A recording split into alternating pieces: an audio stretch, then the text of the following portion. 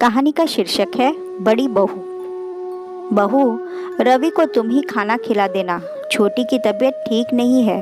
पार्वती देवी ने अपनी बड़ी बहू सुचिता को आदेश दिया तो दिन भर से काम से थकी सुचिता ने बूझे मन से कहा, जी माँ जी, और रसोई का काम समेटने लगी। सुचिता जब से इस घर में दुल्हन बनकर आई है, पार्वती देवी ने कभी उससे सीधे मुंह से बात नहीं की। उसके काम में कमी निकालना तो जैसे उनकी आदत बन गई थी। उसे बेवजह अपमानित करने में पार्वती देवी को बहुत खुशी होती थी। इस तरह से बार बार अपमानित होना सुचिता को बहुत बुरा लगता था। वह सास को प्रसन्न करने की हर संभव कोशिश करती, लेकिन कोई फायदा नहीं होता। तब ससुर उसे समझाते कि तुम्हारी दादी सास ने तुम्हारी सास को बहुत परेशान किया था, उन्हें बहुत खून के आंसू रुलाए थे, इसलिए वो थोड़ी चिड़चिड़ी हो गई है। धीरे धीरे सब ठीक हो जाएगा। घर में सुचिता की देवरानी भी आ गई, लेकिन पार्वती देवी का अपनी बड़ी बहू के साथ व्यवहार पहले जैसा ही रहा।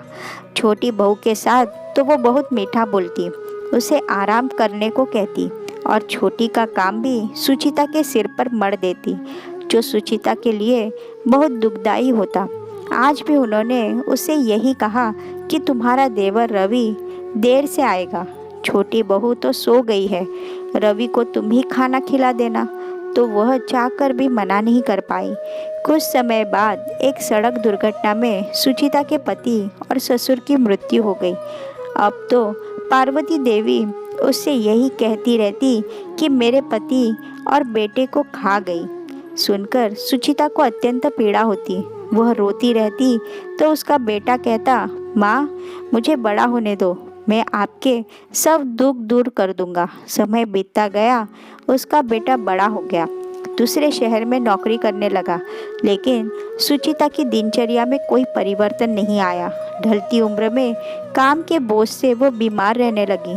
तब उसके बेटे से रहा नहीं गया। उसने कड़े शब्दों में पार्वती देवी से बोला, दादी, आपने मेरी माँ को बहुत परेशान किया है, लेकिन अब नहीं, मैं उन्हें अपने साथ ले जा रहा हूँ।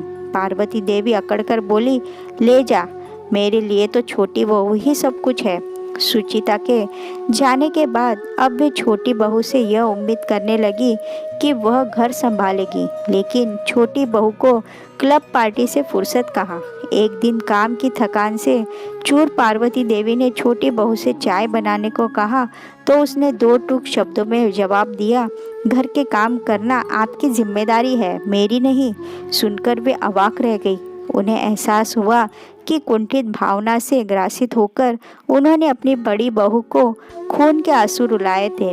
उसी का परिणाम है कि आज छोटी बहू उन्हें खून के आंसू रुला रही है।